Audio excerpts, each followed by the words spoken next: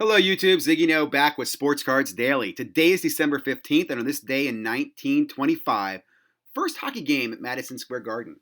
Didn't realize it was the Montreal Canadiens who whooped up on the New York Americans. Have no idea who the New York Americans are. Is that our Olympic team? Or was that like the pre-Rangers? Anybody know? News and chatter. Going to share a little information on a fake card alert and just again bring your attention to the fact that with more money in the hobby, there is more fraud and more scams and more people willing to take your money. So beware. Hoops Premium versus Hoops. Hoops Premium is coming out on Wednesday and it's already out in retail. Now, which is a better product? Is it worth investing in Hoops Premium? What does this mean for Hoops? I'm going to take a look at the Donruss products and give you some insights on that. Topps tip. We're going to check out the Top site and share a little information on an upcoming product release that will be on Top site that will sell out pretty quick, and if you have a chance, you should probably grab some. Today in the hobby, going to be releasing a video this evening. Friends don't let friends use card ladder. This is my own personal video. I was at a friend's house who uses card ladder, and I sat down with him and was showing him and talking about market movers, and I pretty much convinced him that, well, friends don't let friends use card ladder. And I'll share that video with you in a little bit, and you'll hear more about that in the future. I will say Personal Finance Dad will have card ladder on his show this evening for a live interview. I will definitely be in the chat. I'll definitely be asking some questions, but I don't expect I'll get much response or answer from the card ladder people since they ignored me when I was a member and have banned me since then. Beckett Live with Steve Grad. Great. I love watching these videos. Beckett with Eric Norton. I love listening to Steve Grad's stories. The stories themselves are really cool about these authentication stories. Just really cool, good information. Slab Stocks, Sam Dunks. Love listening to Sam Dunks' opinions on NBA. It should be interesting to get his opinion on the preseason games and what we got coming up when the real season starts. What did you miss yesterday? We're going to go over Personal Sports Card Journey, Personal Finance Dad's weekly wrap-up, and a special story he shared. Hockey cards, two young men ripping hockey cards. State of Data in the Hobby from Filmington and Cardi C. Slab Stocks Live Q&A with Aaron and Nate. Love those Monday Q&As. Looking ahead with those back pages, some thoughts on retail and what's going to be coming in the future. Talon, Horton, Tucker from Northeast Ohio. Is this the right card to be chasing? No. NBA overreaction from Trike 415. Again, kind of following up on the Talon, Horton, Tucker story. And then last but not least, we're going to listen to a collector investor talk about his NT first off the line RPA purchase. Let's go ahead and dive in. So first off, Sports Collectors Daily. Great article here about Quebec police investigating fake cards of Little Lafayette. This to me just blows my mind. Like someone made these, I guess, you know what I'm saying, and faked them or whatever. Again, just again points out, beware, guys. Don't just believe everything you're being told. Ask questions, ask your friends. Find a group of people in the hobby that you can ask questions to, that you can check things. I have a group of friends that if something comes up, I can ask a hockey friend or a baseball friend or whatever it might be. So have those friends and lean on those friends when you can. Next up, took a look at used market movers here, and I pulled up Ja and Zion in all the Donruss products from this year. Just look at their prices. And real quickly, this should be no surprise. The paper product is coming in the lowest at $18 a pop. The clear product, which is a premium product this year, new release, first year product, is coming at $33, and the optics at $50. Going down to Zion, similar behavior, right? Paper $20, clearly $65, and optic $90. So what this is telling me, and it should again be no surprise, Hoops Premium should do better than the paper. Now, it should also grade better. It should have higher value. My only concern is it's a first year product and there's a lot of it.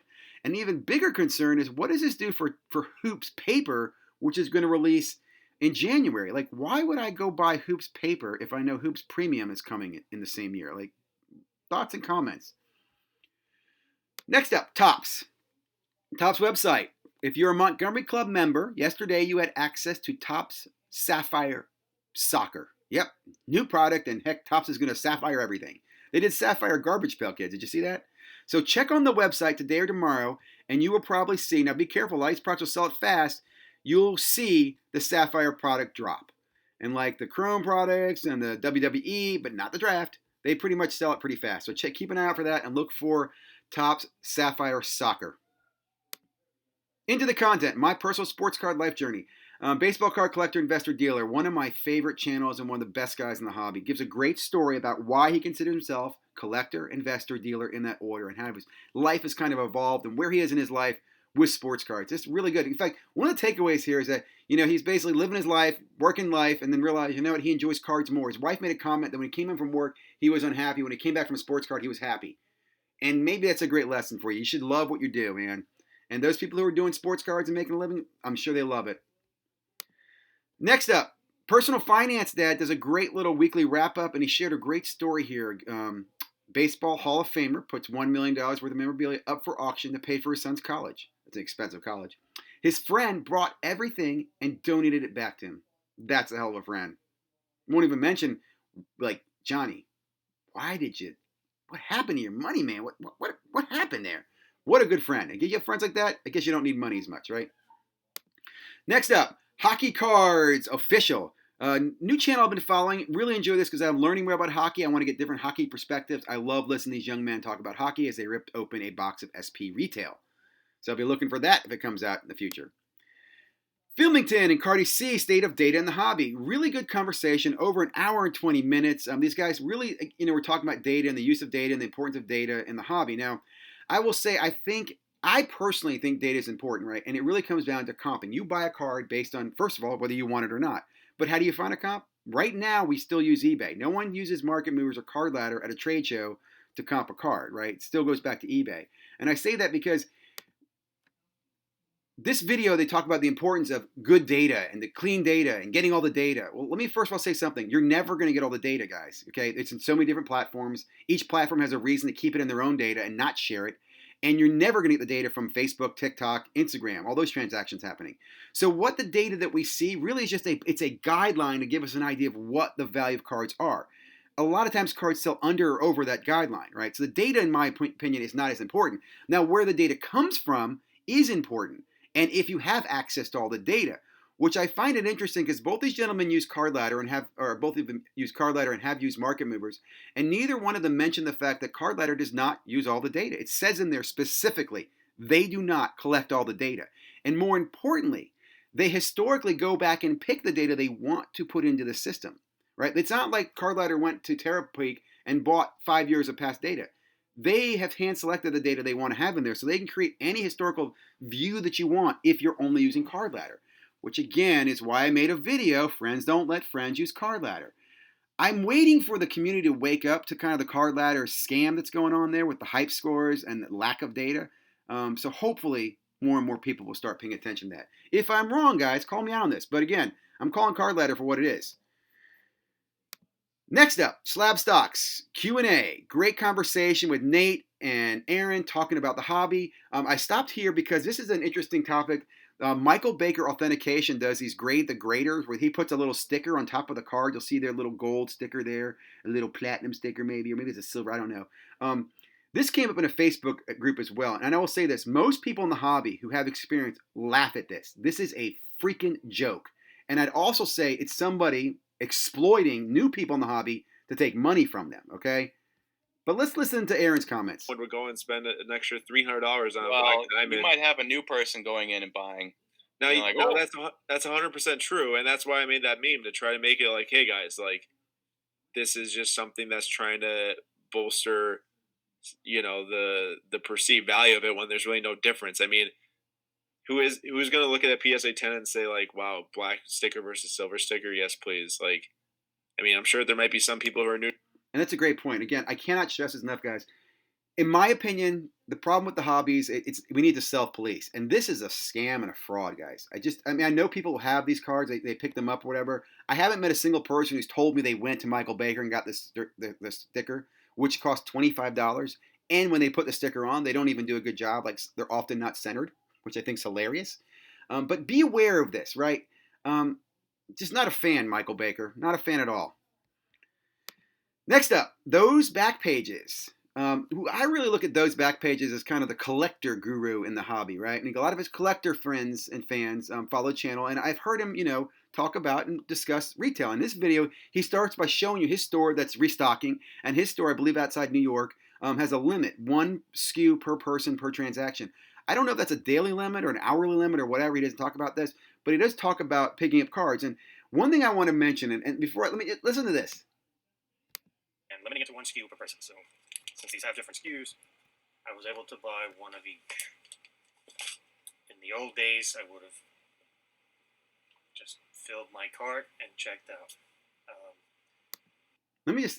I think that's interesting to hear him say that because, and I like those back pages, so don't take this the wrong way, guys, but he's been critical of people in the retail world, but let's be honest. What he just said there is very honest. In the old days, if I'm there and the product's there, I'm going to take it all and check out. Am I a bad person for that? Am I a flipper? Should I be cursed? No, that's just the market, man. It's a free market. So I only say that because, again, I brought this up before. Let's not hate the player. Let's hate the game. Okay? Let's not hate the people getting the retail. Let's hate the retail distribution. Let's hate the manufacturers. Let's hate the monopolies, the lack of choice, right? The lack of innovation. There's a lot of other things that we should be focusing our anger on. We shouldn't be focusing on each other because we all would do the same thing. We would all clear it out. Next up, Northeast Ohio Sports does a quick video on the Talon Horton Tucker. Now, what I will say is he makes a quick comment in here about he wouldn't set preset prices because when players spike, you can miss out on money. I look at this as a perfect example where, as personally as a collector investor, I buy products and I set a determination on what I'll sell it for, what I'm happy with getting back. So I sold these cards. I set prices on them this week, last week, whatever it was, and they hit them all last night and they sold all of them. Did I leave money on the table? I don't care. I made a profit, and I think that's an important thing to make a distinction of. You should have a plan if you are an investor in cards on what the price is you're going to sell. And when that price hits it, then sell. If I would have sat there and taken them all off the website and sat there thinking, well, should I wait? I might miss the opportunity to sell. So to me, this is it's just an opinion. My thoughts on this Tucker guy is that, look, the Lakers team is stacked. This guy will not get enough minutes to have any relevancy in the season. Now, could he be valuable a few years down the road? Maybe. But I'm not going to, tie up funds in his cards for that long, right?